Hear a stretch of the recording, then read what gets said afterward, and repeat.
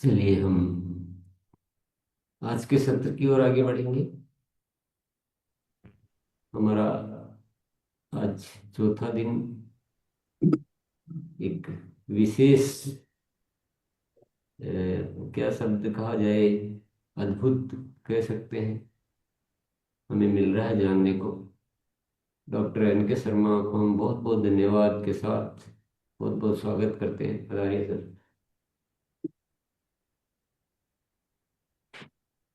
जी sir, आप आप बहुत सभी लोगों बढ़िया। को मेरा बहुत बहुत सुप्रभात। और हृदय को इतना आनंद होता है कि अ, इस संसार में कितने ही बड़े हजारों लाखों व्यवसायी है, और त्रिलोक जी छाबड़ा जी जैसे व्यवसायी मतलब सिर्फ व्यवसाय नहीं कर रहे हैं, बल्कि ह- आप लोगों के भीतर जो ध्यान की जोत, योग की जोत और एक अच्छे लाइफस्टाइल की जोत जो जगा रहे हैं, ये बहुत ही वास्तव में बहुत ही प्रशंसनीय है। और मैं बहुत ही हृदय से गदगद होता हूँ जब आपका ये कार्य देखता हूँ तो। और अ, आप सब लोग सौभाग्यशाली हैं कि आप सुबह सुबह इतना जल्दी उठते भी हैं और आप इनके साथ जुड़ते भी हैं। तो अ, ये वास्तव में बहुत ही वास्तव मुझे लगता है भारत के घर घर में हर व्यक्ति के साथ ये जो योग है जुड़ना चाहिए वास्तव में। चलिए, आप सब लोगों को मेरा सुप्रभात। अ, अब तक हम लोगों ने थोड़ा सा रेकी के बारे में जाना, और रेकी जो हाथों में जो सक्रिय हो गई है, अब इस ऊर्जा का हम अपने डे टू डे लाइफ में अपने खुद के शरीर को, मन को स्वस्थ रखने के लिए कैसे उपयोग करें। देखिए, सबसे पहली बात आपको क्या समझने मालूम है कि ये जो हाथों में जो ऊर्जा आई है, ये वास्तव में फिजिकल लेवल तो बहुत छोटा है इसका। ये वास्तव में सूक्ष्म से सूक्ष्म स्तर तक जो है, ये सूक्ष्म शरीर पे ज्यादा काम करती है बनिस्बत के भौतिक स्तर पे। क्योंकि चूंकि सूक्ष्म स्तर पर जाकर हमें ऊर्जा ऊर्जा का बहुत बड़ा एक लाभ और प्रभाव मिलता है, इसीलिए हमें भौतिक स्तर पर उसका असर अनुभव में आता है। तो इसीलिए रेकी जो है, जो आज आपने सेल्फ हीलिंग जो आपने अभी रेकी सीखी है, वो सिर्फ आपके शारीरिक स्तर पर ही काम नहीं करेगी। आप हैरान हो जाएंगे, मानसिक स्तर पर काम करेगी, भावात्मक स्तर पर काम करेगी, और साइकिक यानी कि परामानसिक जो हमारी क्षमताएं हैं उनके ऊपर काम करेगी, सूक्ष्म इंद्रियों पे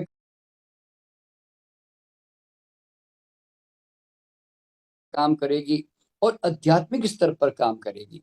और सबसे बड़ी बात क्या है कि जैसे जैसे हमारी ऊर्जा भीतर से बदलाव करने लगती है, हमारे शरीर में एक बिल्कुल एक नव निर्माण सा महसूस होने लगता है। तो इसीलिए मैं रेकी लोगों को इसलिए सिखाने की कोशिश कर रहा हूँ और घर घर पहुंचाने की कोशिश कर रहा हूँ कि लोग आत्म जागरण की तरफ जाएं, अपने शरीर के साथ जुड़ें, अपने शरीर से प्यार करें, इसको भगवान का मंदिर मानकर चलें, इस तरह से। तो अब आपको रेगुलरली रोज जो करना है वो क्या करना है, वैसे मैं इससे संबंधित जो वीडियो है वो सब मैं आपको शेयर कर दूंगा। जैसे ही आप लोगों की तरफ से मैं वो जानकारी प्राप्त कर लूंगा कि कहाँ भेजूं, तो उसके हिसाब से मैं आप लोगों को भेज दूंगा। आप सब लोग जो है उसको जो है उसको जरूर देख सकते हैं, क्योंकि एक बहुत नॉलेज ज्ञान तो बहुत लंबे चौड़े हैं, लेकिन मैं कोशिश कर रहा हूँ कि आपको जितना मैं 1 घंटे में दे सकूं, ठीक है। अब क्या करना है कि क्योंकि आपके हाथ चार्जर है, तो ये हीलिंग करना कोई बिल्कुल मुश्किल काम नहीं है। आपको सिर्फ अपने आप को स्पर्श करना होता है। तो रोज आपने अभी जैसे अभी आप अपने हाथों को रगड़ें, और एक 10 सेकंड रगड़ने से क्या होता है, थोड़ी सेंसिटिविटी बढ़ जाती है, तो उसके लिए 10 सेकंड रगड़ना होता है। और रगड़ने के बाद फिर आप क्या करें कि अपने एक 10 सेकंड रगड़ने के बाद में आप अपने हाथों को जो है एकदम कटोरी की तरह बनाकर, और उंगलियां बंद रखनी चाहिए, ये ध्यान में रखें, ताकि ऊर्जा इधर उधर से निकल ना जाए। तो अब आप और याद रखना, ऊर्जा यहाँ से सेंटर ऑफ द पाम से जाती है, ये ध्यान में रखें। तो इसीलिए जो अ, जो तो इसके ऊपर दबाव नहीं आना चाहिए, यानी कि जब आप ऊर्जा देते हैं तो आपका हाथ थोड़ा कटोरी की तरह होना चाहिए, क्योंकि ताकि आपको फील हो कि ऊर्जा कहाँ से जा रही है। ठीक है ना? तो अब आपने रगड़ लिया हाथ। अब दोनों हाथ ऐसे करके आपको प्रार्थना करनी है कि मे रेकी फ्लो फॉर हीलिंग। क्या प्रार्थना करनी है? हे रेकी ऊर्जा, मेरे हाथों में उपचार के लिए प्रवाहित हो। अब आप ऐसा क्या, आप मुझे फॉलो कर सकते हैं, मैं जैसे मैं कह रहा हूं, अपने दोनों हाथ सामने ले आएं और प्रार्थना करें कि हे रेकी ऊर्जा, मेरे हाथों में प्रवाहित हो मेरे उपचार के लिए।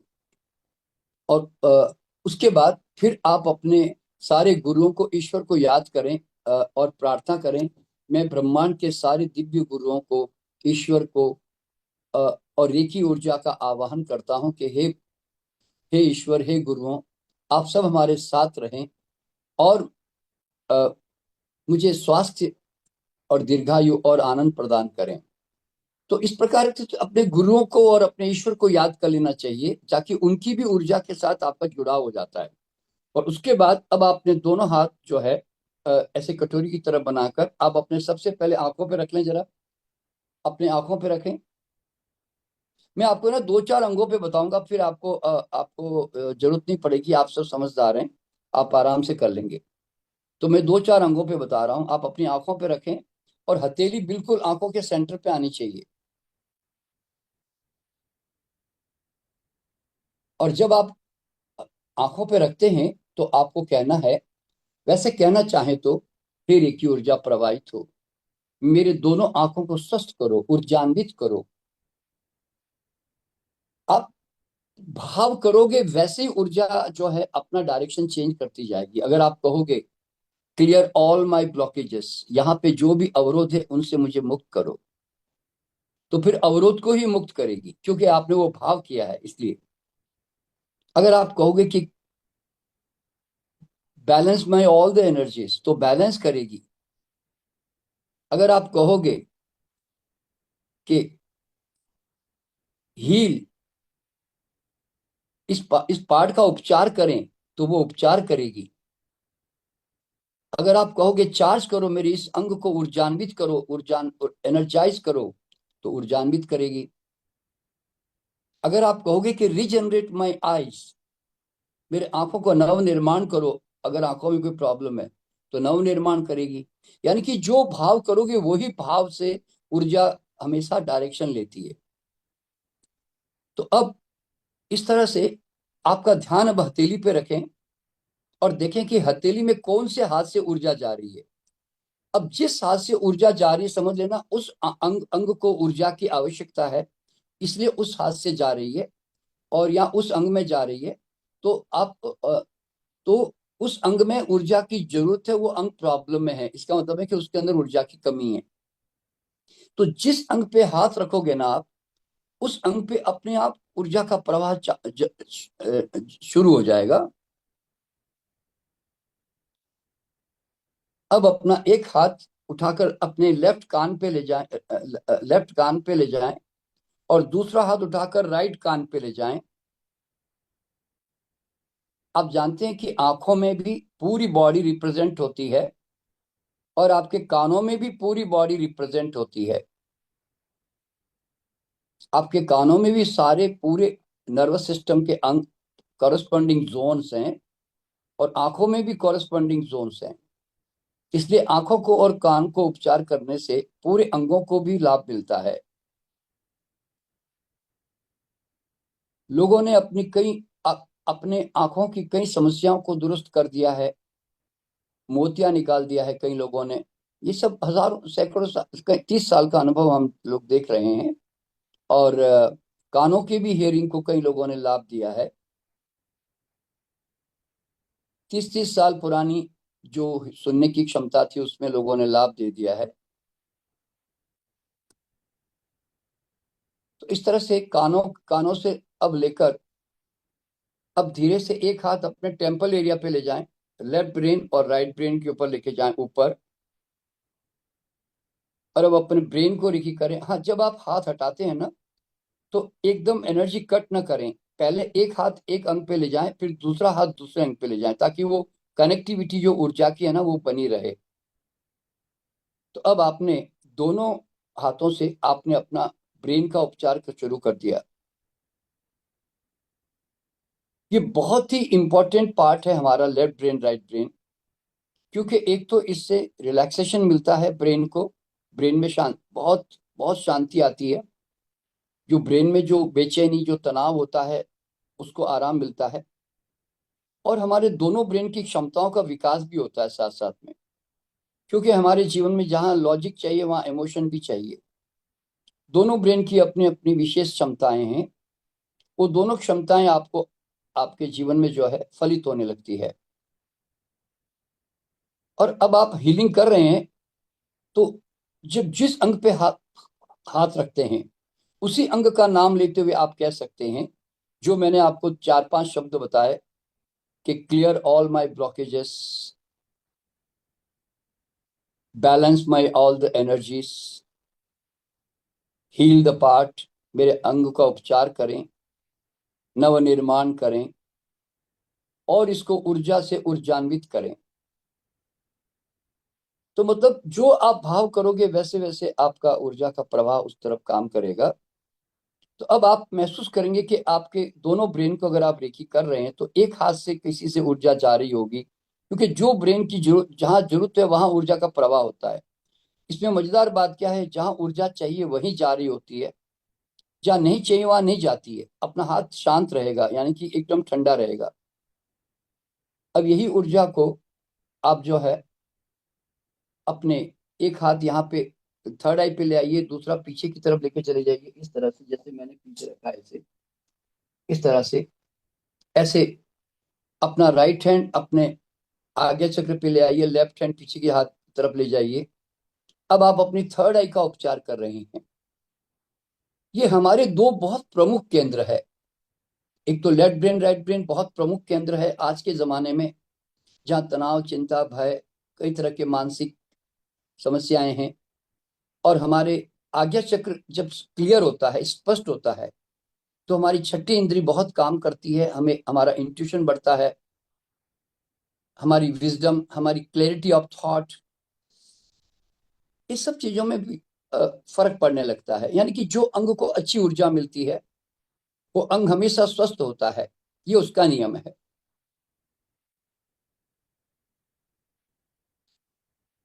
तो अब मैंने आपको तीन चार अंगों के बारे में बताया। अब मैं आपको थोड़ा जल्दी जल्दी बताऊंगा, ताकि वो देखिए, कोई भी अंग पे जब हम हीलिंग करते हैं ना, तो हमारे उस अंग अंग के ऊपर जब हम हीलिंग करते हैं तो कम से कम उस अंग पे हमें अ, एक 1 मिनट तो रुकना ही चाहिए।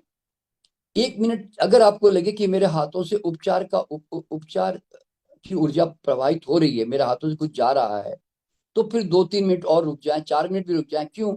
जिस अंग को ऊर्जा की आवश्यकता होगी आपके वहां पर वो जोर से ऊर्जा खींचना शुरू कर देगा, और अगर नहीं होगी तो आपका हाथ ठंडा रहेगा। इसलिए मिनिमम 1 मिनट तो एक अंग पे हाथ रखना ही चाहिए, तब तक आप फील कर सकेंगे कुछ जा रहा है कि नहीं जा रहा है। फिर उसके अब यहाँ पे ये मैंने 4 अंगों की रेखी बताई, लेकिन एक्चुअल में हमारे 24 पार्ट्स भी रेखी करनी है, ठीक है ना? तो 24 पार्ट्स में देखिए, वैसे 24 पार्ट्स भी भूल जाएं, मैं आपसे कहता हूं आपको ये दिमाग में रखना है कि मेरे शरीर में कौन कौन से अंग है। बस आपका शरीर तो आपके पास ही है ना, तो अब आपको एक एक अंग को चार्ज करना है ना। आपको लगता है यार मेरे गाल भी है, मेरे दांत भी है, तो यहाँ पे भी हीलिंग कर दो ऐसे। आपको लगता है कि यार मेरा गला भी है, तो गले पे ऐसे हीलिंग कर दो ऐसे। लेकिन आप जरा स्टाइल देख लें कि करना कैसे है। आपने ऐसे हीलिंग कर दी। आपको लगा कि यार मेरे छाती भी है, तो मेरे आपने छाती पे ऐसे करके हाथ रख दिया। अगर आपको अस्थमा की प्रॉब्लम है या कोई भी लंग्स की प्रॉब्लम है, तो आपने 5-2-4 मिनट जितनी देर ऊर्जा जा रही तब तक आपने हीलिंग कर दी। फिर आपको लगता है यार मेरे तो लिवर स्प्लिन भी है, तो लिवर स्प्लिन को हीलिंग कर दिया आपने। आपको लगता है मेरी आंतें हैं, तो आपने आंतों की हीलिंग कर दी आपने। आपको लगा कि नहीं यार मेरे तो ओवरीज ओवरीज या गर्भाशय या मेरे प्रोस्टेट है, तो आपने यहाँ पे हीलिंग कर दिया आपने। और फिर आप सेंटर में तो जानते हैं चक्र होते हैं हमारे, तो आपने पहले एक हाथ, यहाँ पे थाइमस ग्लैंड है ये, और ये हार्ट चक्र है आपका, तो आपने यहाँ पे पहले हीलिंग कर दी, यहाँ पे अपने दोनों चक्रों को हीलिंग कर दी आपने। और उसके बाद में फिर एक हाथ नीचे लाए, फिर एक हाथ नाभि पे ले आए।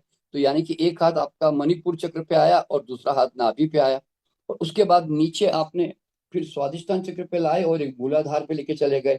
तो मतलब अल्टीमेटली आपने यहाँ के जो मूल चक्र है जो है, आपने चार चक्र जो आपके जो हैं उनके ऊपर आपने हीलिंग कर दी।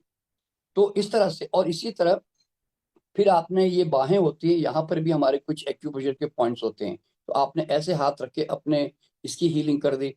अगर आपके गर्दन में आपके तनाव रहता है, जनरली हम कंप्यूटर पे काम करते हैं, घरों में मेंटल काम करते हैं हम, तो झुक झुक के काम करते हैं, तो आप है ना अपने दोनों हाथ रगड़ कर आप यहाँ पे भी गर्दन के ऊपर भी ऐसे रख सकते हैं आप।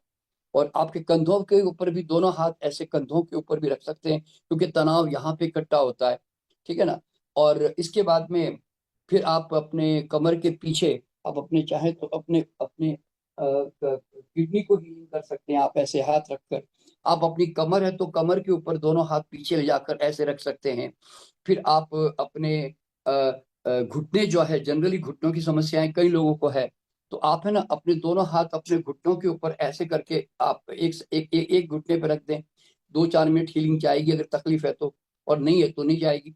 फिर दूसरे घुटने पे रख दें। फिर आपको पिंडियों में तकलीफ है तो पिंडियों पे रख दें। तो मतलब मूल बात यह है, आपको एंकल में तकलीफ है तो एंकल टखने पे रख दे। तो रेकी करना क्या है भाई, मेरे हाथ चार्जर है, मेरे पास जो जो अंग है जो मुझे समझ में आता है मैं वहां पे टच कर रहा हूँ बस। कोई जरूरी नहीं कि 24 याद रखे कि 20 है कि 12 है, उससे कोई फर्क नहीं पड़ता। और तो जनरली क्या होता है कि एवरेज एक समझो कि पौना घंटा घंटा लग सकता है अगर पूरी बॉडी की हीलिंग करें तो आपको लगता है भैया इतना समय कहाँ निकालूं मैं, तो कोई बात नहीं। 2-3 अंग यहाँ पे चुन लो, 2-4 अंग यहाँ पे, एक 2-3 अंग यहाँ चुन लो, 1-2 नीचे चुन लो। तो ऐसे 10-12 अंग अंग जो है मेन मेन रोज चुनकर उस पर रेखी करते रहो इस तरह से। और अच्छा अब तो अब रेखी का सिद्धांत क्या है कि रेकी सेल्फ इंटेलेक्चुअल एनर्जी है। अपनी अपने आप जितनी देर जानी जाएगी फिर हाथ आपके ना ठंडे हो जाएंगे तुरंत, ये आपको फील आएगा। ठीक है ना। हम कोशिश करेंगे कि आपके साथ फिर एक बार क्वेश्चन आंसर सेशन के लिए हम एक बार फिर कोशिश करेंगे कि कल, अगर कल वापिस दोबारा अगर हमें जुड़ना पड़ा, हम आपके थोड़े क्वेश्चन आंसर भी ले लेंगे उस समय, आज तो मैं नहीं लूंगा। तो उसमें क्या है कि अ, अ, अपनी डेली जो है मॉर्निंग, आप तो आप कार में जा रहे हैं, आप बस में जा रहे हैं, आप फ्लाइट में बैठे हुए हैं, आप टीवी देख रहे हो आप, तो आपके पास समय होता है, तो आप जो है ना उस समय तुरंत अपना मैं खुद भी अगर शाम को मान लो मैं समाचार कई बार देखने बैठ जाता हूँ टीवी के साथ, तो मैं खुद अपनी भी रेकी जो है उसी समय करने लग जाता हूँ। क्यों? कई बार सुबह तो मैं उठता ही हूँ, वैसे तो जल्दी कर ही लेता हूँ, लेकिन फिर भी कई बार ऐसा मौका मिलता, कार में जा रहा हूँ, फ्लाइट में जा रहा हूँ, तो मैं उस समय भी रेखी का अच्छा उपयोग कर लेता हूँ इस तरह से। तो 24 घंटे कहीं पर ही उपयोग कर सकते हैं, तो ये तो हो गया। अच्छा, अब जब रेखी आप क्लोज करते हो ना, तो क्लोज कैसे करना ध्यान रखिए। देखिए शुरू कैसे करना है, हे रेखी ऊर्जा प्रवाहित हो, ये दो शब्द बोलने हैं। और अगर आपको लगता है हे भगवान मुझे तो इतना याद नहीं रहने वाला है, तो कोई बात नहीं, दो शब्द तो इस्तेमाल कर ही सकते हो, flow and heal. Flow and heal, ये दो तो शब्द इस्तेमाल कर ही सकते हो ना, बहो उपचार करो, तो ये दो शब्द इस्तेमाल भी करो तो काम हो जाएगा।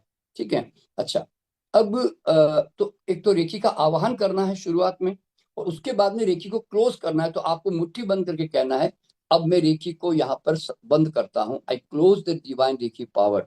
क्योंकि नहीं तो क्या होगा, आपको दिन भर हाथों में ना चर चर चर चर चर कुछ अजीब सा लगता रहेगा, इसीलिए वो बंद करना भी जरूरी है।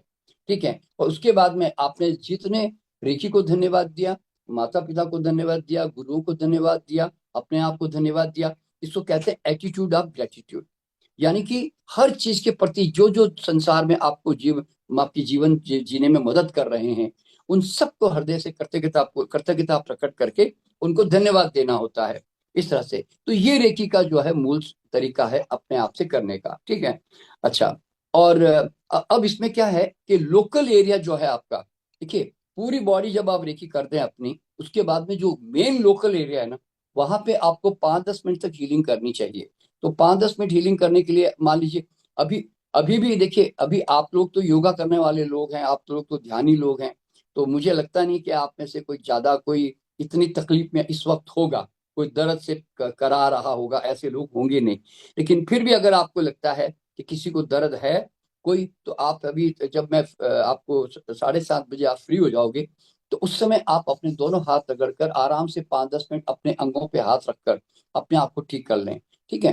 तो ये तो हो गया कि भाई सेल्फ फीलिंग खुद की करते रहे डेली। और पानी फिर, और चूंकि एनर्जी दी है बॉडी को, तो पानी जो है खपत थोड़ी बढ़ जाती है। तो इसलिए हमेशा रेकी करने के बाद 1 गिलास पानी चार्ज किया और वो पानी फिर पी लिया, ताकि बस इतना सा ख्याल रखना होता है। और रेकी में कोई बहुत ज्यादा कुछ भी माथापच्ची नहीं है कि ये नहीं करो वो करो, कुछ भी नहीं करना है। हमारे पास हाथ है, बस फटाफट जो तकलीफ हुई हाथ रख दिया अपने आप पे।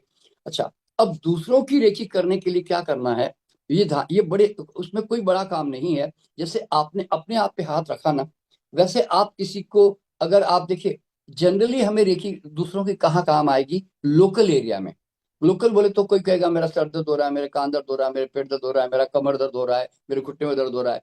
तो जनरली तो आदमी को लोकल ही ज्यादा उपयोग होगी। ठीक है। तो आप क्या करें कि उसको बैठा दें, कुर्सी पे बैठा दें, उसको लेटा दें। और लेकिन एक बात ध्यान रखना, जब आप दूसरों को रेकी करते हैं, तो आपको उस तरह की पोजीशन नहीं लेनी चाहिए कि जिससे आपके अंदर दर्द पैदा हो जाए। जैसे कई बार क्या होता है, कोई आदमी खड़ा हुआ है तो आप उसको यूं करके रेकी कर रहे हो आप, तो आपके हाथ दुखने लग जाएंगे, आपकी कमर भी खींच सकती है। तो इसीलिए आप भी कंफर्टेबल पोजीशन में रहकर, अगर आप कुर्सी ऊपर कर रहे हैं तो आप भी कुर्सी पे बैठ जाएं, ताकि उसके कमर पे हीलिंग करनी है तो आपकी कमर दुखे नहीं, कम से कम ये ख्याल रखना बहुत जरूरी है। ठीक है। और तो जनरली तो लोकल एरिया पे हमें हीलिंग ज्यादा करनी है। अच्छा, अब यहाँ पे लोकल एरिया की हीलिंग करने के लिए एक हमारा और विषय ऑरा के बारे में है, जिसको ऑरा क्लीनिंग कहते हैं। दोस्तों, ऑरा क्लीनिंग वैसे तो प्रैक्टिकली एक वीडियो आपको मैं भेजूंगा, उसके अंदर वो मैडम ने सब गाइड किया हुआ है। तो वो वीडियो से आपको समझ में आ जाएगा कि ऑरा क्लीनिंग क्यों करते हैं। देखिए, हमारे शरीर के अंदर जब भी कोई प्रॉब्लम आती है ना, तो वो सबसे पहले हमारे आभा मंडल में आती है, बाद में शरीर पे प्रकट होती है। तो मान लीजिए मेरा सर दर्द हो रहा है, तो सर दर्द में क्या होता है, मेरे आभा मंडल में एक हैवीनेस, हैवी एनर्जी पहले डेवलप होती है, फिर सर दर्द होता है। तो आभा मंडल का नियम क्या है कि अगर मैं वो सर के मेरे आसपास यहाँ पे ऊर्जा क्षेत्र में वो एनर्जी क्रिएट हुई, अगर मैं उस ऊर्जा को यहाँ से ऐसे ऐसे करके बाहर की तरफ ऐसे मैं निकाल दूं, ऐसे 5 काउंट करते हुए, 1, 2, 3, 4, 5, और ऊपर उसको ब्लो कर दिया। ब्लो इसलिए कर दिया क्योंकि आपने एक ऊर्जा, ब्लैक एनर्जी, हैवी एनर्जी आपने रिलीज की है, तो उसको वापस डिस्कार्ड करना होता है, उसको फेंक देना होता है। तो आपको, मैं इसको उस समय भाव करें कि ये ऊर्जा ब्रह्मांड में जाकर शुद्ध हो जाए, ताकि वो ऊर्जा को डायरेक्शन मिले। तो आपने क्या किया, कम से कम ऐसे 2-3 मिनट तक आपने उसके सर में से, अगर सर भारी, यहाँ भारी है तो आपने यहां से निकाला, अगर इस तरफ भारी है तो आपने यहां से ऐसे से निकाला, और अगर आंख भारी है तो आपने एक इस तरफ निकाला। ऐसे मतलब 2-3 मिनट तक यूं यूं करके, मतलब 5 ही गिनती से, 1, 2, 3, 4, 5, 1, 2, 3, 4, 5, ऐसे। फिर इस तरह से इस आंख से निकाला, मान लो इस आंख पे प्रॉब्लम है तो। और अगर छाती में प्रॉब्लम है तो आपने यहाँ आपके कोई हाथ में दर्द हो रहा है तो आपने हाथ से ऊपर ऊपर टच नहीं करना है, इसमें ऊपर ऊपर से ऐसे ऐसे करके निकालना है। इसको ऑरा क्लीनिंग कहते हैं। ऑरा क्लीनिंग जो है ना, इतनी इफेक्टिव है, मैं बता रहा हूँ आपको कि कई अधिकतर बीमारियों में हम जब ऑरा क्लीनिंग कर देते हैं ना, तो रेकी की जरूरत भी नहीं पड़ती। बता रहा हूँ रेकी क्यों, काफी हैवीनेस उसमें से निकल गई, आदमी कहता है ये आराम मिल गया मेरे को। तो मतलब इतनी इफेक्टिव हीलिंग है ये। तो तो आप जब भी किसी की लोकल हीलिंग करें, तो हमेशा ध्यान रखना, अगर घुटने हैं तो घुटनों में ऐसे ऐसे करके, घुटनों से दोनों हाथों से बाहर की तरफ निकालना, अपने बॉडी में लेके नहीं आना, ये ध्यान में रखें। तो वो एक समझो एक हैवी एनर्जी है ऑरा में, आप उसको रिलीज कर रहे हो, तो ऐसे से रिलीज करके आपने उसको बाहर निकाला और आपने उसको फेंक दिया। तो ऐसे 2-3 मिनट तक जो है ना, कम से कम ऑरा 2 या 2-3 मिनट, 4 मिनट आप ऑरा क्लीनिंग करें। फिर बाद में रेकी करें, और रेकी करते हुए वही, फिर रेकी ऊर्जा प्रवाहित हो उपचार के लिए। फिर उसके बाद आपने उस जगह पे जहाँ हाथ रख दिया। अच्छा, जब आप हीलिंग करते हैं दूसरों की भी खुद की भी, तो आप है ना अपना भगवान का मंत्र का जाप भी कर सकते हैं साथ साथ में, ताकि वो साउंड वाइब्रेशन जो है ना, अगर आप नमोकार मंत्र पढ़ रहे हो, आप ओम नमः शिवाय पढ़ रहे हो, तो गायत्री मंत्र पढ़ रहे हो, तो उसका भी वाइब्रेशन साथ साथ में जुड़ जाता है, इस तरह से। तो ऐसे करते हुए जो है अ, आप जो है लोकल हीलिंग भी, दूसरों की भी हीलिंग कर सकते हो। तो इससे फायदा क्या होगा कि जनरली हमारे ऑफिस में लोगों को घर तकलीफ के कारण घर जाना पड़ता है, छुट्टियां लेनी पड़ती है, वो सब जरूरत नहीं पड़ेगी। घर में रात को बच्चा चिल्लाया, बच्चा नींद में है और बच्चा रो रहा है और आप नींद में हो, तो आपको लगा कि आपने ना नींद में भी हो ना तो भी ऊर्जा जाएगी, बता रहा हूँ। आपने हाथ को रगड़ा और बच्चे के पेट पर रख दिया और कहा रेकी फ्लोइंग हील, इतना इंटेंशन कर दिया बस, अपने आप थोड़ी देर और आप नींद में चले भी गए, लेकिन आपके हाथों से ऊर्जा जो है ना वो जाती रहेगी, ये कमाल की बात है, और बच्चा शांत हो जाएगा। या अचानक घर में किसी को अटैक आ गया, रात को कोई प्रॉब्लम हो गई, आपने तुरंत उनको रेखी कर दी, और आपको समझता कहाँ करूँ जी, कहाँ करूँ रेखी, कहीं भी कुछ समझ में नहीं आवे ना, सीधा उसके सोलार प्लेक्सस पे रेकी करो। देखिए यहाँ तो देखिए मेन 3 एरिया है अगर इमरजेंसी घर में आ जाए। एक तो ब्रेन एरिया को रेकी कर दो, क्योंकि ब्रेन से भी पूरी बॉडी में एनर्जी चली जाएगी।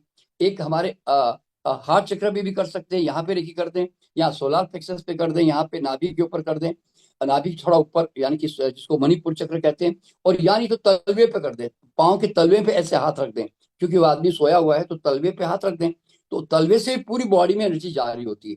तो ये मेन 3 जंक्शन पे भी रेकी करोगे ना इमरजेंसी में, तो आपको लगेगा कि मैं उसको कुछ लाभ दे रहा हूँ, ठीक है।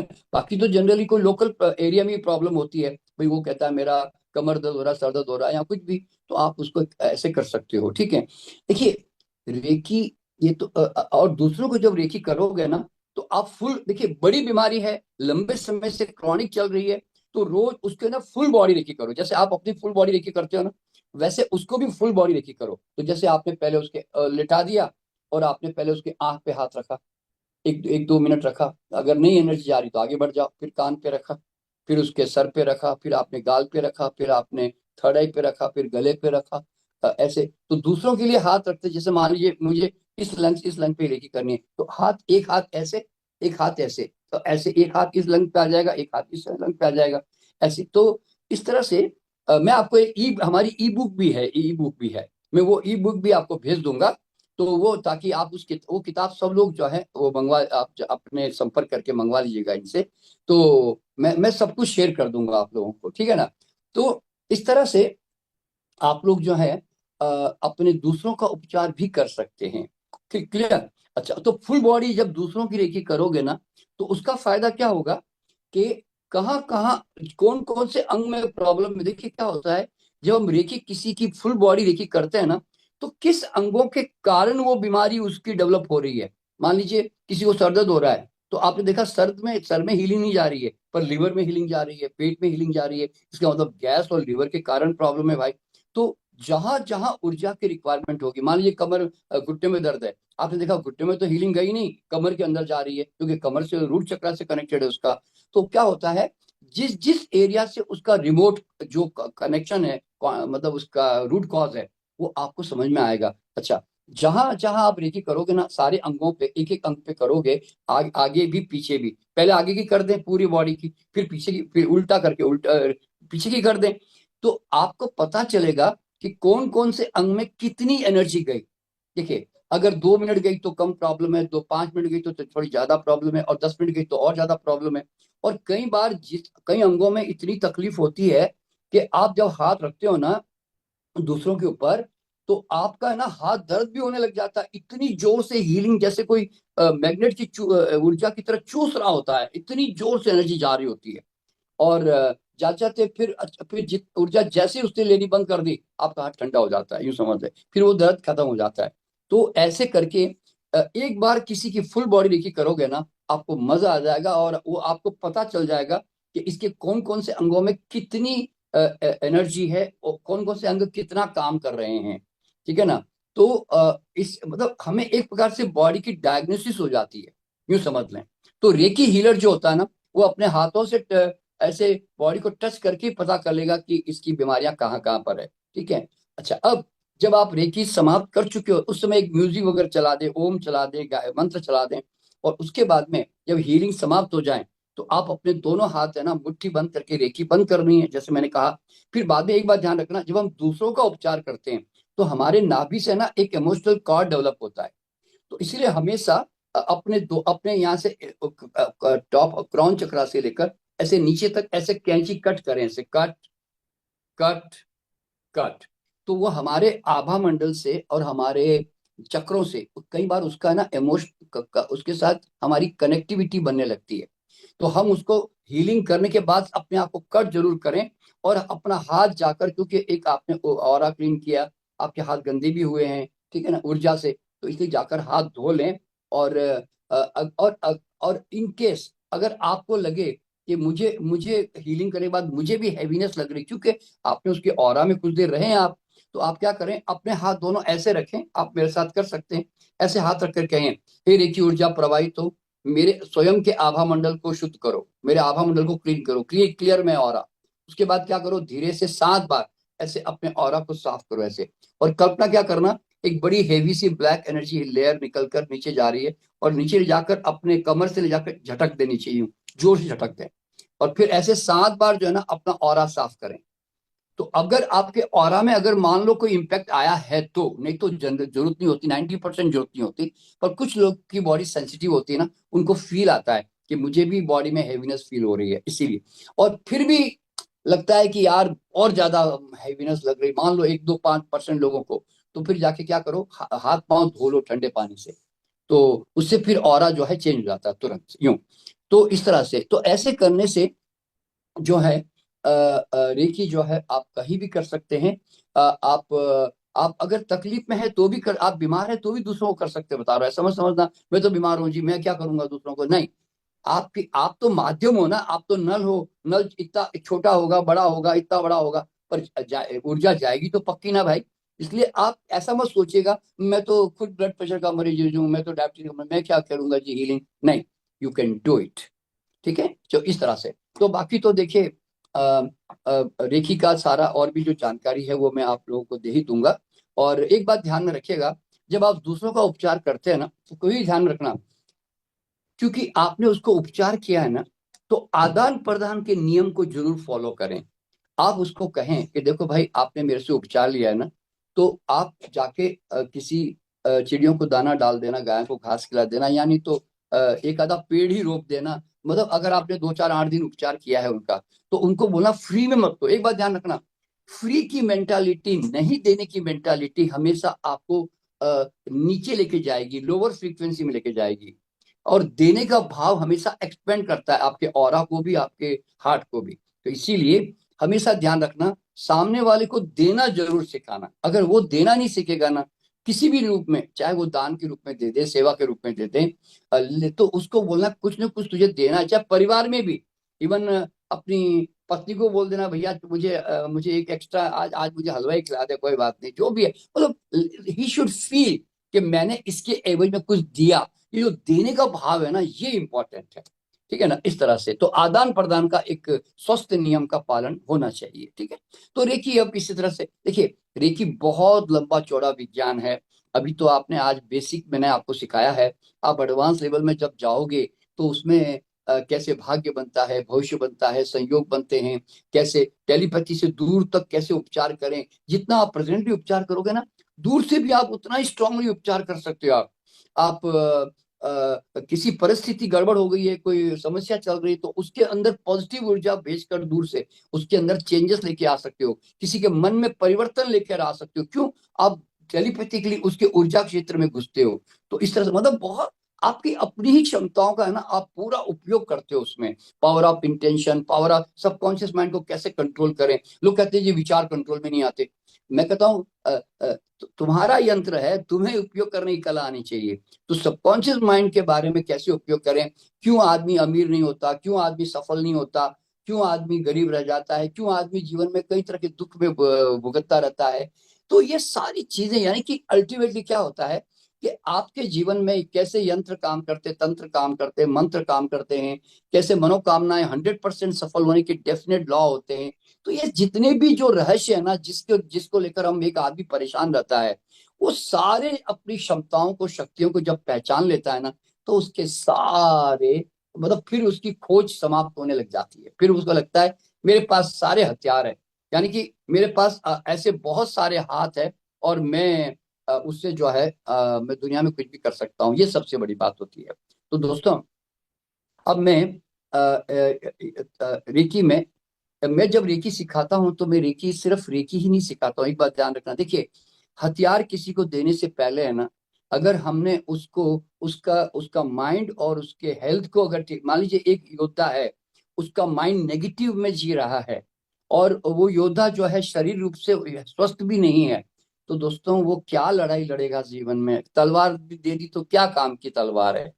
तो इसीलिए मैं आज जब मैं रेकी सिखाता हूं तो मैं चाहता हूं कि मैं आपके जो जिस कारणों से आज आप दुखी होते हो, तनाव में जाते हो, चिंता करते हो, भयग्रस्त होते हो, वो भी निकलना जरूरी है, क्योंकि वो कॉज है, वो आपको कमजोर कर रहा है।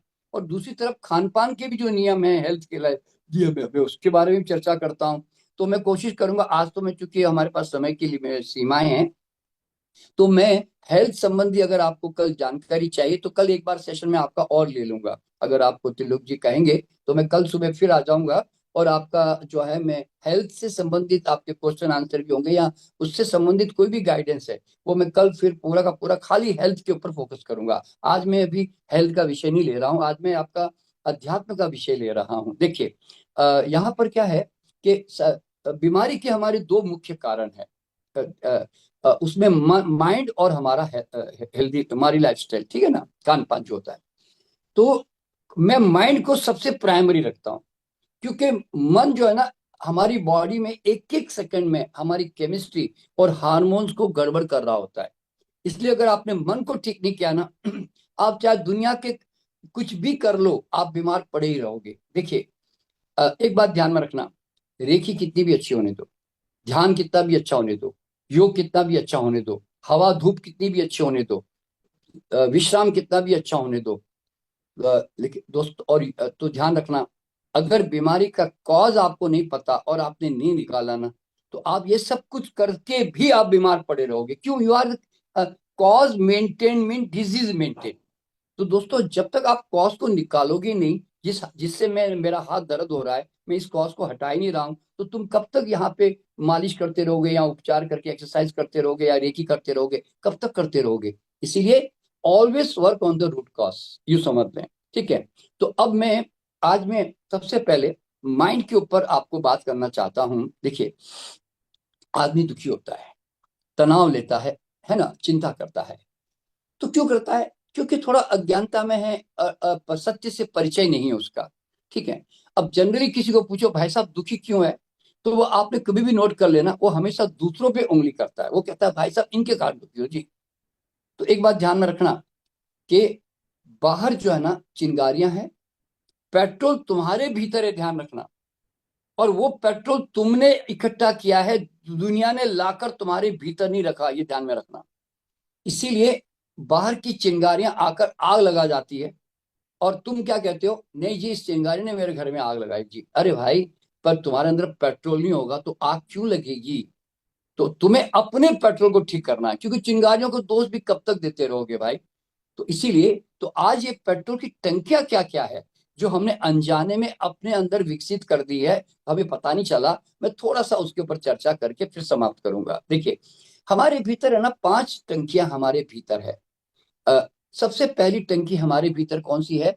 इमेज क्रिएशन, अहंकार का निर्माण, मैं का निर्माण। देखिए, जब हम छोटे होते हैं तो हमारे दिमाग में हमारे बारे में कोई इमेज नहीं होती कि मैं कौन हूं, मैं क्या हूं। ये कुछ पता नहीं होता आपको। आप लोगों के सामने नंगे भी घूम रहे होते हैं, नाक बहरी होती है, कपड़े फटे हुए होते हैं, कोई चिंता थोड़ी दिमाग में।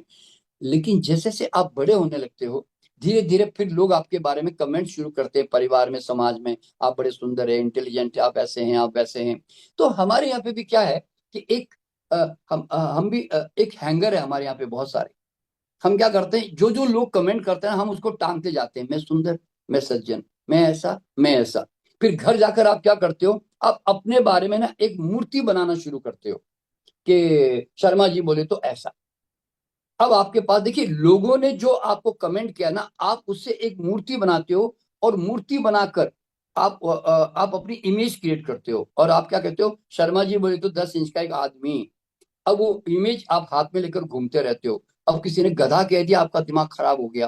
क्यों खराब हो गया? अरे भाई साहब, गधा 2 इंच का ही होता है, मैं तो 10 इंच का हूँ। तो देखिए, आपको गधा कहने से, गाली देने से, या आपको थोड़ा सा कुछ भी छोटा कह देने से आपको दिक्कत क्यों हुई? क्योंकि आपको लगा यार मैं ऐसा हूं और इसने मुझे इतना ही बता दिया भाई। तो ये कहाँ है, मैं तुम्हारी इमेज अगर मैं तुमसे पूछूं तो तुम कहोगे साहब मेरे मन में है। मन में कहाँ है भाई? कल्पना में। कोई रियल में तो है नहीं, कल्पना में है ना। अच्छा, लोग भी तुमको इमेज देंगे, ध्यान रखना। पैसा होगा तो लोग तुम्हें सेठ जी करेंगे। पद होगा तो लोग तुम्हें बॉस बॉस नेता नेता करेंगे। ज्ञान होगा तो लोग तुम्हें गुरु जी करेंगे। अगर तुमने मान लिया मैं गुरु, तुम्हारा दुख शुरू। ध्यान रखना, लोग तुम्हारे पांव पकड़ते हैं, फूल माला पहनाते हैं, तालियां बजाते हैं, तुम्हारी तारीफें करते हैं, तुम फंस जाते हो। याद रख, लोग तुम्हें फंसा देते हैं और तुम्हारे अंदर फंसने की ताकत है तभी तो तुम फंसते हो ना भाई। तो जिस दिन मैंने इस बात को जाना, अरे ये तो लोगों की दी हुई उधार की प्रतिमाएं हैं, रियल में नहीं है, लोगों ने दी हुई है, तो मैंने उठा के सब फेंक दिया। मुझे पता चल गया कि ये इसी ने मेरी गड़बड़ की है सारी। तो दोस्तों, जैसे मैंने अपने सारे इस इमेज को निकाल के फेंका ना, तो तीन चार घटनाएं मेरे साथ घटी। पहली घटना क्या घटी? क्योंकि मेरे पास इमेज नहीं है, इसलिए मुझे 24 घंटे ना उसको पॉलिश करने की झंझट भी नहीं है कि मैं अपने अपने अपने धन से, पैसों से, अपने कपड़ों से, अपने मकान से, अपने ज्ञान से मैं लोगों को इम्प्रेस करने की कोशिश करूं। भाई साहब जरा ख्याल रखना, मैं कोई मामूली चीज नहीं हूं। तो ये जो हर आदमी में एक प्रयास होता है ना कि आई वॉन्ट टू, मैं कुछ चीज ऊंची। तो ये झंझट नहीं मेरे अंदर, क्यों? मेरे पास इमेज ही नहीं है तो मैं क्या शो ऑफ करूं, पहली बात। और दूसरी बात क्या है कि चूंकि मेरे पास इमेज नहीं है, इसलिए आप मुझे तारीफ करो, मेरी गालियां दो, तो मेरे को क्या फर्क पड़े भाई, क्योंकि मुझे उसको मापने के लिए स्केल तो चाहिए ना। तो वो मेरे पास है नहीं। तो इसीलिए मैं किसी की गालियां या तारीफें, मुझे गालियां, कोई तारीफ करे तो मैं फूलता भी नहीं हूँ, बता रहा हूँ मैं आपको। और गाली दे तो मैं सिकुड़ता भी नहीं हूँ, क्यों? मेरे पास कुछ है ही नहीं मापने को। और तीसरी चीज जो है दोस्तों, वो क्या होती है कि हर आदमी संसार में है ना, दो पर्सनालिटी में जीता है। एक जो वास्तव में जो होता है, वो जो घर में घर वाले जानते हैं सिर्फ। और क्योंकि और एक आप पर्सनालिटी बाहर आप लोगों के सामने मुखोटा पहन के आते हो।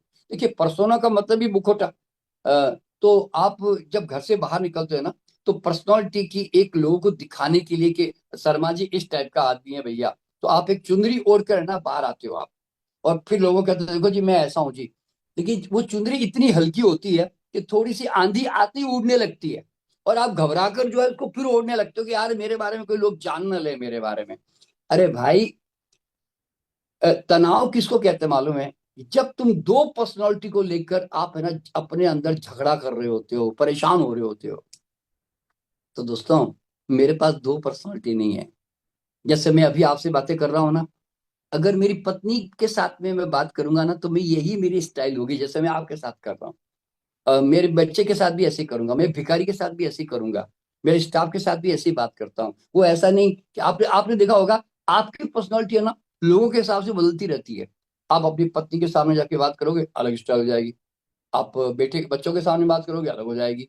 आपके कोई स्टाफ है तो उसके सामने, एक नौक बहुत छोटा सा स्टाफ है तो उसके सामने अलग हो जाएगी। कोई बड़ा आदमी है तो आपकी अलग हो जाएगी। यानी कि योर पर्सनालिटी चेंजेस।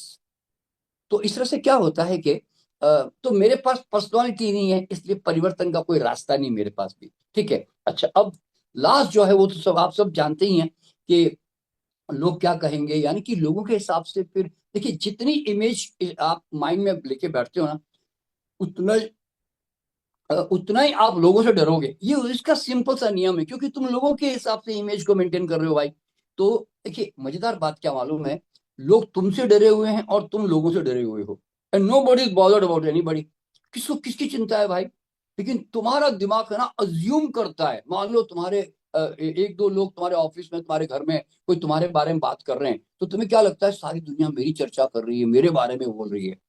तो आदमी है ना अज्यूम करके लंबी चौड़ा लंबा चौड़ा कर देता है। मान लीजिए आप किसी बस में जा रहे हैं, किसी पार्टी में जा रहे हैं, अचानक आपका यहाँ से शर्ट फट गया मान लो। अब आप ही को मालूम है फट गया ना, लेकिन आपका यहाँ से फट भी गया ना, तो आप देखना पूरे पार्टी में या बस में बैठे बैठे आप ऐसे हाथ रखे रहोगे, ऐसे हाथ होने भी नहीं दोगे। अच्छा, आपने अगर ऐसा कर दिया तो क्या हो जाएगा? अरे नहीं नहीं, वो देख लेगा मेरा यहाँ से फट गया करके। अच्छा, आपने अगर मान लो किसी का देख लिया कि किसी का यहाँ से फटा हुआ है, तो तुम क्या सोच लोगे, जरा आपको सोचो।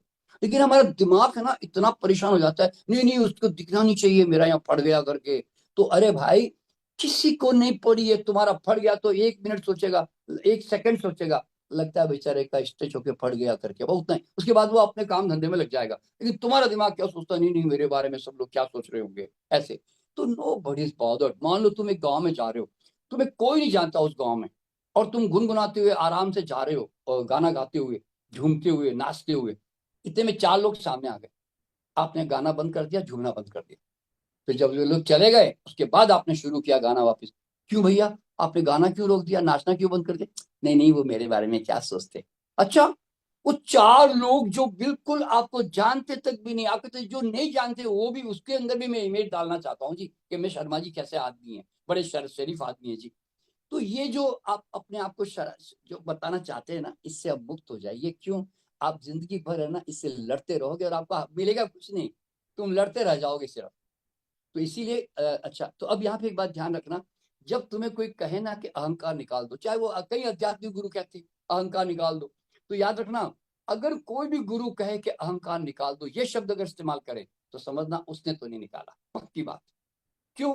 जो निकाल चुका होता है ना, वो कभी ऐसी बात करेगा ही नहीं, क्योंकि अहंकार कोई चीज थोड़ी है जो उठा के बाहर कर देंगे भाई। अहंकार अज्ञानता है, अहंकार भ्रम है, अंधकार है। तो रोशनी पैदा होते ही अंधकार भाग जाता है ना, आंखें चक्षु खुलते ही भ्रम टूट जाते हैं ना। तो दोस्तों, अहंकार कभी निकालना मत, जाग जाना। जाग जाओगे ना, अहंकार जड़ जाएगा अपने आप। दोस्तों, मैंने भी मेरा कोई अहंकार निकाला नहीं है। मैंने अहंकार कैसे निर्मित हुआ, मैंने उसका प्रोसीजर समझने की कोशिश की, कि बचपन से ये अहंकार मेरे अंदर निर्मित हुआ कैसे, कम वक्त। तो मैंने देखा कि यार, बचपन में किसी ने मेरे गाने की तारीफ कर दी, किसी ने मेरी सुंदरता की तारीफ कर दी, मेरे ज्ञान की तारीफ कर दी, तो मैं धीरे धीरे फूलता चला गया।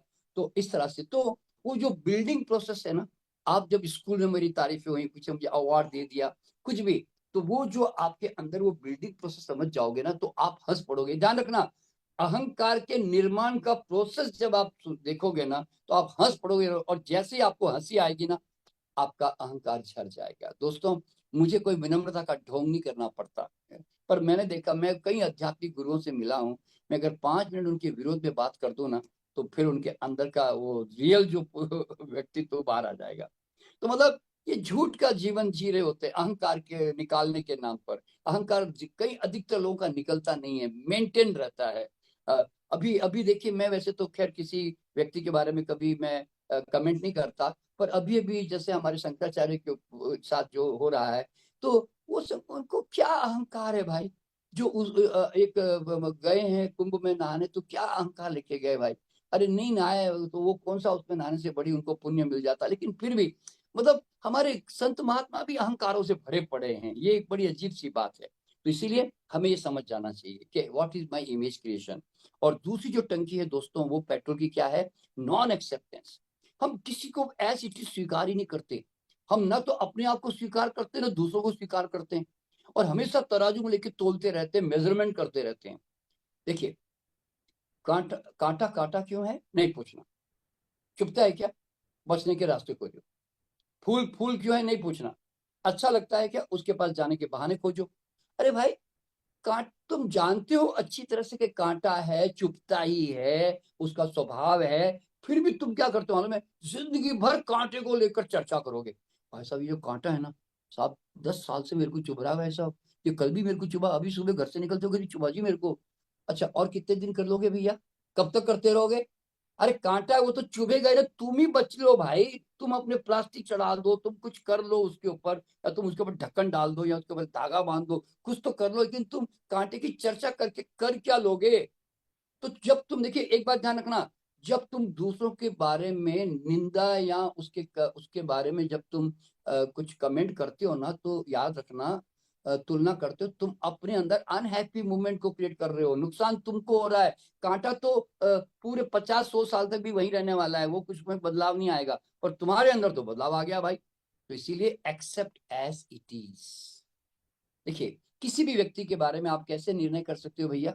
एक आदमी कितने जन्मों जन्मों का संस्कार, अपने माँ बाप के संस्कार, अपने परिस्थिति के संस्कार, समाज के संस्कार और अपने खुद के आइडिया कॉन्सेप्ट का बना हुआ बेचारा पुतला, आप कहते हो कि why is like that, is like that. तो सूत्र क्या मालूम है, ऐसा ही है, स्वीकारो, आनंद लो या सुलझा लो। भैया अगर आप नहीं सुलझा सकते, किसी को लगता है तो कांटा है, ये तो कभी बदलने वाला भी नहीं है, तो फिर मजे लो उसके, मैं यूं कहता हूँ। इसलिए मैं जब नालायक से नालायक आदमी को मिलता हूँ तो मैं ये नहीं कहता हूँ कि नालायक क्यों है, मैं कहता हूँ कमाल का नालायक है यार, कमाल का बेवकूफ है, कमाल का आलसी है, कमाल का इंटेलिजेंट है, कमाल का स्मार्ट आदमी है। क्यों ऐसा है, ऐसा क्यों नहीं है, इसको ऐसा होना चाहिए। अरे भाई, तुम तो तराजू लेके बैठे रहते हो और तोलते ही रहते हो कि सरला कितने ग्राम की है, शोभा कितने ग्राम की है। आज मेरा हस्बैंड 50 ग्राम अच्छा हो गया, आज मेरा हस्बैंड मेरा 50 ग्राम थोड़ा नीचे गिर गया वापस।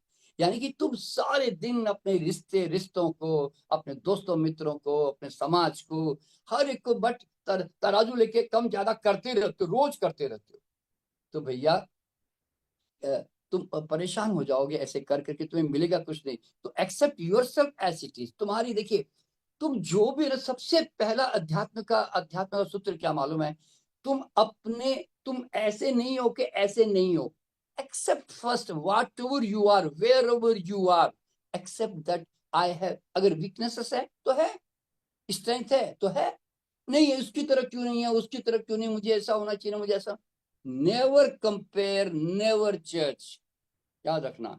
तो इसीलिए मैंने कविता लिखी दोस्तों, कि हर स्वभाव को यहाँ स्वीकार कर लो, कांटों को भी फूलों को भी अंगीकार कर लो, अपने स्वभाव में खिलने को सब यहाँ मजबूर है, प्रभु के विविध रूप समझकर सबसे प्यार कर। क्या करोगे तोल के। और देखिए, मैं तो पूर्व जन्म पे काम करता हूँ, और मैंने क्या देखता हूँ मालूम है, अगर कोई संसार में नालायक है ना, तो बड़ा नियम से नालायक है जी, और कोई लायक है तो बड़ा नियम से लायक है। देखिए, कोई आदमी सेक्स के पीछे पागल है, कोई आदमी धन के पीछे पागल है, कोई आदमी खाने के पीछे पागल है, तो आप बड़े शरीफ आदमी हो, आप क्या सोचते हो, ये क्या पागलों की तरह खाने के पीछे भाग रहा है, ये क्या पागलों की तरह धन के पीछे भाग रहा है। अरे भाई, अभी वो उस लेवल से उठा नहीं है, तुम उठ गए, तुम एवरेस्ट पे चढ़ गए, तो तुम दूसरों को क्यों माप रहे हो भैया। तो कहने का मतलब क्या है, जब उसका लेवल आएगा, वो भोग से अगर उसके अंदर योग आएगा, तब वो एवरेस्ट पे चढ़ेगा ना भाई। तो क्या होता है, किसी आदमी के बारे में यू डोंट जज, तुम उसको गाइड कर दो, कह दो, बदल सकते हो तो बदल दो, लेकिन तुम उसको जज मत करो, याद रखना। तो एक्सेप्टेंस का मतलब है, मैं बह रहा हूं, मैं लड़ाई नहीं कर रहा हूं जीवन में, इस तरह से। और और बाकी तो अगर ज्यादा कांटा चुभता ही है ना, तो फिर वो गाना है ना, चलो एक बार फिर से अजनबी बन जाए हम दोनों, दैट्स ऑल। चलिए, अच्छा, अब तीसरा जो है ना दोस्तों, वो क्या है, जैसा बीज वैसा भविष्य। एक बात ध्यान रखना, इस संसार में हम हर पल, मोमेंट टू मोमेंट, हम जो एक्शन करते हैं ना, जो थॉट, विचार, भाव, एक्शन, एग्जैक्टली उसके उसके अनुसार हमारा भविष्य जो है आकार ग्रहण कर रहा होता है। भविष्य एक्चुअल में अभी आकार ग्रहण किया नहीं है, ग्रहण करने की स्थिति में है। अभी मैंने इस तरफ टर्न कर लिया तो ऐसे मेरा भविष्य बन गया, मैंने इस तरफ टर्न कर लिया तो ऐसे बन गया। तो ये मूवमेंट टू मूवमेंट चॉइसेस से परिवर्तन करता रहता है। तो अभी मान लीजिए, अगर आपका 24 घंटे, अगर आप जो है नेगेटिव रिएक्शंस में जीते हो। देखिए, हमारे दिमाग में 60-70 हजार विचार होते हैं एक दिन में। तो आप जरा सोचो, मैक्सिमम 80-90% हमारे थॉट है ना, नेगेटिव ज्यादा होते हैं। हम 10-20% ही पॉजिटिव थॉट में जीते हैं, मतलब अधिकतर लोग बता रहा हूँ।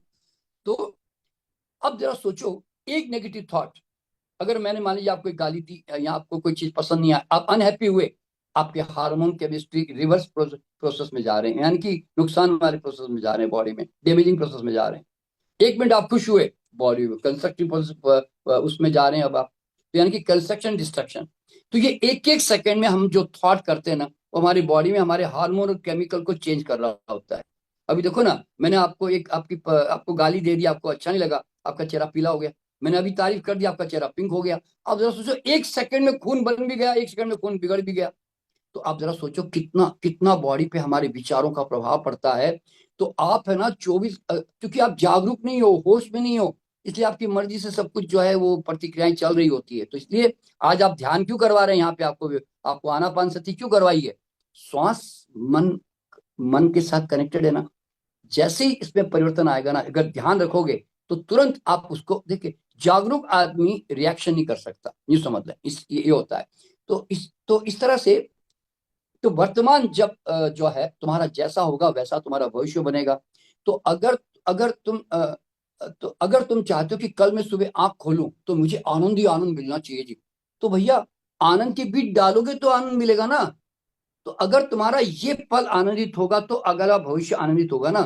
तो तुम तो अब आप क्या सोचते हो, आनंद अभी थोड़ी मिलेगा भाई साहब, आप तो आज तो अभी दुख भोग लो, टाइम पास कर लो। आनंद तो बाद में कभी मिलेगा जी, जब घूमने फिरने जाएंगे, कोई शादी घर में ब्याह फंक्शन होगा, तब आनंद मिलेगा। आनंद अभी अभी इसी वक्त शहद की तरह टपक टपक टपक टपक के जा रहा है, पर तुम्हारा दिमाग कहाँ है, भूतकाल में या भविष्य काल में। तो दोस्तों, आनंद है, पर तुम यहां नहीं हो, इसे तुम ले नहीं पा रहे हो। देखिए, आप सुबह उठ के रिचार्ज होके, आप सुबह उठते हो 8 घंटे रिचार्ज होके उठते हो, आनंद नहीं है क्या? 8 घंटे बॉडी रिचार्ज हो गई, फिर जाके ठंडे पानी से आंखें धोते हो, ठंडा पानी कितना रिफ्रेशिंग है, आनंद है ना उसमें। ब्रश व्रश करते हो, थोड़ा अच्छा लगता है ना, मुंह फ्रेश हो जाता है ना। फिर आके बालकनी में खड़े होते हो, अच्छा लगता है तभी तो खड़े होते हो। फिर चाय वाय पीते हो, अच्छा लगता है तभी तो पीते हो। फिर न्यूज़पेपर पढ़ते हो या टीवी देखते हो, अच्छा लगता है तभी तो देखते हो ना। अरे भाई, आनंद तो सब जगह है। पर तुम जो चाय भी पीते हो ना, तुम चाय कहाँ पीते हो? तुम चाय में अगर 25 सिप छुपे हुए हैं, तो 4 में तुम मौजूद हो, बाकी 20 सिप में तुम गायब। तुम उस समय न्यूज़पेपर पीते हो, गपशप पीते हो, तुम उस समय बातचीत पीते हो, तुम उस समय टीवी पीते हो। तो तुम उस समय वहां हो ही नहीं, यानी कि जो स्वाद तुम्हारे पास से अभी अभी टपक टपक के जा रहा है शहद, तुम उसके साथ नहीं हो। तो तुम फिर क्या होता है, अतृप्त रहते हो। याद रखना, मन बार बार कोई चीज के पीछे क्यों भागता मालूम है? क्योंकि तुम अतृप्त हो। तो दोस्तों, तुम अब उस चीज को भोग लो ना। दोस्तों, जिस दिन तुमने होश पूर्वक चाय के एक एक सिप को, या जो भी तुम पीते हो, मैं वो तो चाय तो एग्जाम्पल है, तो आप है ना उसको पूर्णता के साथ पियो ना, एक एक स्वाद का मजा लो ना। जब चाय पी रहे हो तो पूरी पियो ना भाई, एक एक सिप को पियो ना भाई। भोजन कर रहे हो तो भोजन का एक एक स्वाद का मजा तो लो ना यार। फिर क्या करोगे, अरे चल रहे हो तो चलने का मजा लो, नहाओ, अब नहाते भी तो तुम्हें पता भी नहीं पानी कब निकल गया, तुम्हारा दिमाग कहीं और ही भाग रहा था। अरे भाई, जब नहाओ तो देखो शरीर कितना शुद्ध हो रहा है, कहाँ से पानी निकल रहा है, कैसे एनर्जी बॉडी की रिचार्ज हो रही है, मेरी बॉडी दोबारा। तो दोस्तों, मूवमेंट टू मूवमेंट जब उस पल के साथ तुम रहते हो ना, ध्यान रखना। देखिए, माइंड एक ही काम करता है, या तो भूतकाल में भागता है या भविष्य काल में। अगर तुम वर्तमान के साथ जुड़ गए तो याद रखना, वर्तमान ही भगवान है, वर्तमान ही शिव है, वर्तमान ही आनंद है, और वर्तमान ही मोक्ष है। क्यों मालूम है? जब भूत ही नहीं है भविष्य, देखिए, भूत और भविष्य मनुष्य, और वर्तमान भगवान। तो अब तुम्हें मनुष्य के साथ रहना है कि भगवान के साथ, ये तो तुम्हारी चॉइस है भाई। तो इस तरह से कहने का मतलब क्या है दोस्तों, कि अब देखिए, घर में झाड़ू लगनी है, कि रोटी बननी है, कि कार चलानी, कि ऑफिस जाके काम करना है, रोज करना ही है ना। अगर तुम बेमन से कर रहे हो, क्या करें, ये करना पड़ता है ना, तो याद रखना, तुम अपने उस पल को नष्ट करते जा रहे हो। ट्रैफिक में गाड़ी चलानी है ना, अब चिड़चिड़ के रोज चलाओगे ना, तो दुख तो तकलीफ तो संस्कार तुम्हारे खराब होंगे, ट्रैफिक तो वहीं के वहीं रहने वाली है। तो क्या कर लोगे तुम? दुनिया तो नालायक है भाई, क्या कर लोगे? कितने कितने नालायकों को तुम मापते रहोगे? तो इसलिए तुम कब तक प्रतिक्रियाएं करते रहोगे, तुम वर्तमान को चूकते रहोगे। इसीलिए तुम जो भी करो, अपने वर्तमान में रहने की आदत डालो धीरे धीरे। तो फिर आपका वर्तमान जब स्वर्ग होता है ना दोस्तों, तो भविष्य स्वर्ग हो जाता है। एक बात ध्यान रखना, मरने के बाद आसमान में स्वर्ग वर्ग नहीं है भैया। और अगर किसी को भरोसा है कि आसमान में स्वर्ग है, तो घर जाके लिस्ट बना के लाना कल मेरे पास में, कि स्वर्ग में जाकर क्या कर लोगे तुम। क्या करोगे स्वर्ग में जाके? क्या अच्छी मिठाई खा लोगे? अप्सराओं के साथ नाच लोगे? कि अच्छे गद्दी पे सो जाओगे? कर क्या लोगे तुम वहां पे, क्या है क्या वहां स्वर्ग में? तो दोस्तों, स्वर्ग जो है ना, ये हमारी अधूरी वासनाओं का रिफ्लेक्शन है, और कुछ नहीं है। आदमी को पता नहीं, किसी ने होप दे दी, अरे यार यहाँ नहीं तो वहां तो मिलेगा ही। पर ऐसा नहीं है दोस्तों, स्वर्ग कोई जियोग्राफिकल जगह नहीं है, ये मानसिक स्थितियां होती है इस तरह से। तो इसीलिए, और ये शास्त्र सारे पुरुषों ने लिखे, इसलिए उन्होंने शराब और शवाब की कामना कर दी। तभी तो उन्होंने कहा ऊपर जाओगे तो सोमरस मिलेगा, अप्सराएं मेनकाएं मिलेंगी। ये सब क्या है? ये सब तुम्हारी वासनाओं का तो प्रतिबिंब है ना सब। तो दोस्तों, इस तरह से याद रखना, जीते जी स्वर्गवासी हो जाओ, मैं यूं कहता हूं। यानी कि अपन लोग, तुम देखिए, जिंदगी भर नरक में जी गया, और मरने के बाद कहते स्वर्गवासी हो गया। कैसे हो गया भैया? अरे भाई, मैं कहता हूं तुम जीते जी स्वर्गवासी हो जाओ। मेरे कई स्टूडेंट ने अपने नाम के आगे स्वर्गवासी लगा भी दिया, बता रहा हूं। मेरे कई विद्यार्थी है जो नाम के आगे स्वर्गवासी लगाते हैं। क्यों? वो कहते हैं स्वर्ग में जी रहा हूं भैया, अभी अगर वर्तमान स्वर्ग है तो भविष्य तो पक्का। तो इसीलिए दोस्तों, कहने का मतलब क्या मालूम है? इस के इस पल इस पल में गलत बीज मत डालो, सही बीज डालो और सही भविष्य का निर्माण करो। और चौथी जो टंकी है दोस्तों, वो क्या मालूम है? Ideological skills. जितनी तुम्हारे जीवन में आदर्शवाद की स्किलें होंगी ना, तुम्हारा जीवन उतना ही दुखी रहेगा। इसका कारण क्या मालूम है? जो आदमी ईमानदार होता है ना, वो अपनी ईमानदारी को लेकर भांगड़ा नहीं करता। वो सारे दिन इस बात से चिढ़ता कुड़ता रहता है कि दूसरे बेईमान क्यों है। उसके चर्चा का विषय वही होता है। और जो आदमी सत्यवादी होता है, वो क्या बोलता है मालूम है? दूसरा कोई झूठ बोले तो मेरे अंदर आग लग जाती है जी। यानी कि झूठ वो बोलता है, सजा तू भुगतता है। क्या कमाल का हिसाब है भाई! तुम्हारा ब्लड प्रेशर हाई हो जाता है दूसरा झूठ बोलते। तो मतलब हम सजा भुगतते हैं, कम वक्त गलती और करता करता कोई और है, भुगतते हैं हमें। और जो आदमी डिसिप्लिन वाला होता है ना, अनुशासन प्रिय, वो तो महा खतरनाक सुसाइडल, सारे दिन अपनी डिसिप्लिन से दूसरों की इनडिसिप्लिन ही मापता रहता है। तुम सवेरे 4 बजे उठते होंगे, बाकी सब 8 बजे उठते होंगे, तुम्हारा दिमाग खराब। तुम देखना घर में जब कोई ऐसे लोग सोते रहते हैं ना, तुम है ना टेढ़ी नजरों से देखते रहते हो, थोड़े थोड़े नाराज से होकर, ऐसे नालायक कहेंगे अभी तक पड़े हुए टाइम से भी नहीं उठते ये लोग। तुम्हारा दिमाग खराब। और तुम गाड़ी ट्रैफिक में बढ़िया चलाते होंगे, बाकी नहीं चलाते होंगे, पूरी ट्रैफिक में तुम चिड़चिड़ करोगे। तुम टाइम से ऑफिस पहुंच जाते होंगे, अब दूसरे नहीं पहुंचते होंगे, तुम उनको टेढ़ी नजरों से देखते रहते हो। तुम मंदिर जाते होंगे, तुम योगा करते होंगे, तुम ध्यान करते होंगे, अब दूसरे नहीं करते, तुम उनको ऐसे देखते हो नास्तिक कहीं के, भगवान को भी नहीं मानते। यानी कि यू ऑल द टाइम अपने डिसिप्लिन से दूसरों के इनडिसिप्लिन में आप रहे होते हो तुम हमेशा। तो तुमको दुख, तुम क्या सुखी हो? क्या दुखी हो ना, तुम तो अनहैप्पी हो।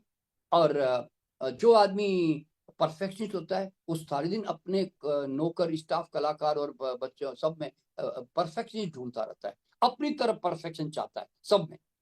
और आपने कभी नोट किया होगा, ये लोग अक्सर, इनका दिमाग है ना गर्म रहता है, गुस्से में रहते हैं लोग। क्यों? दुनिया उसकी तरफ तो है नहीं भाई। और जो आदमी सफाई पसंद होता है, आपने देखा होगा महिलाएं घर में कई बार सफाई पसंद होती है, तो सारे दिन चिड़चिड़ कुड़ करती रहती है। क्यों? देखिए, बच्चे हैं, हस्बैंड है या नौकर है, ढंग से उसने सामान रखा नहीं रखा, सारे दिन अरे ये यहाँ पे किसने रख दिया, अरे ये वापिस किसने यहाँ पे गंदा कर दिया। तो मतलब दिमाग जो है ना उसका हर वक्त परेशान रहता है। तो आप जरा सोचो, आपका सारे दिन दिमाग तो तनाव में, अनहैप्पी मोमेंट में जा रहा है, तुम्हारा भविष्य कैसे अच्छा बन जाएगा भाई? हम अच्छे गुण क्यों अपनाते हैं? शांति मिले, आनंद मिले, प्रेम मिले, कहाँ मिला? स्पॉन्डिलाइटिस मिली, अल्सर मिला, एसिडिटी मिली, जो ब्लड प्रेशर मिला, जॉइंट्स पेन मिले, कैंसर मिला, क्या फायदा हुआ भैया? तो इसलिए मैं कहता हूं, अगर भगवान ने तुम्हें अच्छे गुण दिए ना, तो पहचानो और नाचो, भांगड़ा करो। पर दुनिया को मापना बंद करो, वरना तुम दुखी हो जाओगे। भाई तुम बदल सकते हो, बदलो ना। नहीं बदल सकते, क्यों क्यों क्यों मापते हो भैया उसको? तो कहने का मतलब है, आइडियोलॉजिकल स्केल लेके ना दुनिया को मापो मत, गाइड कर दो बस अपनी तरफ। और लास्ट अंक की दोस्तों, वो क्या है? वो है अपेक्षा का कटोरा। दोस्तों, मैं एक बड़ा, इतना बड़ा कटोरा लेके बाजार में उतरा कि कोई तो मुझे पूछेगा, कोई तो मेरी सेवा करेगा, कोई तो पानी पिलाएगा। लेकिन मैं क्या देखता हूँ मालूम है? सब लोगों के हाथ में मेरे से बड़ा कटोरा है। मैं सोचता था कि दुनिया मुझको कुछ देने वाली है, लेकिन पता चला नहीं, दुनिया मेरे से ज्यादा मांग रही है। यानी कि भिखारी भिखारी से मांग रहा है। क्या कमाल का हिसाब है भाई! और सब भिखारी बने बैठे हैं आपस में, सब एक दूसरे के कटोरा लेके झाके जा रहे हैं। एक पति पत्नी भी शादी करके आते हैं ना, तो पत्नी सोचती है पति आ गया, मुझे बहुत कुछ देने वाला है। और पत्नी सोचती है पति आ गया, ये मुझे बहुत कुछ देने वाला है। और दोनों अपने अपने कटोरे लेके आ जाते हैं और शादी करके आ जाते हैं। जिस दिन झगड़ा होता है उस दिन दोनों कटोरे निकाल के बैठ जाते हैं और हिसाब किताब करने लग जाते हैं कि देख तूने मुझे कितना दिया, मैंने तुझे कितना दिया। तो भाई, मैंने तो मेरी पत्नी को पहले ही बोल दिया, देख भाई, अगर कोई कटोरा उठ रहा है तो अपेक्षा का उसको फेंक के आना, लाना मत साथ में।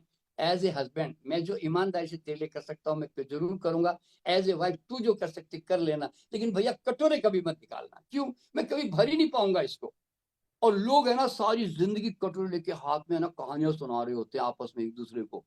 तो भैया, याद रखना, ये बहुत इंपॉर्टेंट बात ध्यान में रखना, तुम इस संसार में सिर्फ और सिर्फ देने के लिए आते हो, लेने के लिए बिल्कुल नहीं। बता रहा हूं मैं आपको क्यों?